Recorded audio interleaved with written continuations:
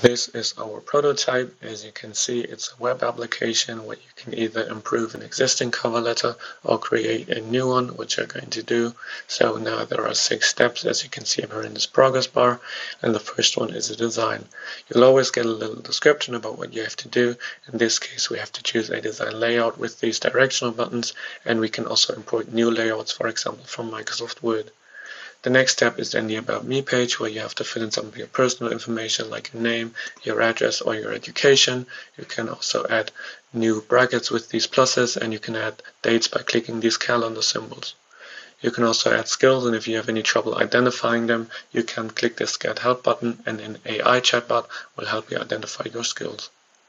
You're also able to autofill some information from your CV by uploading a PDF, or you can just fill it from your profile, and then it could look something like this. The next step is then about the job, so you can either create a specific application or a cover letter for a general application. For example, when you only have information about what kind of position you want to apply for or what industry you want to work in, whereas with specific, you're able to upload a job posting either via link or as a PDF and then create a specific cover letter for that job. Of course, you can also continue without a job posting and just fill in all the information manually. The next step is then the settings, where you can, for example, change the level of formality of your letter or how much you want to emphasize on your personal connection to the employer, and you can also add some personal preferences.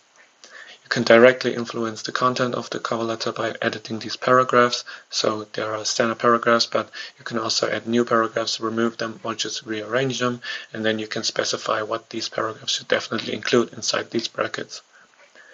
The last step is then the customization, so the AI will generate different cover letter versions for you, which you can change with these directional buttons, and then you can also edit the versions by just clicking inside them.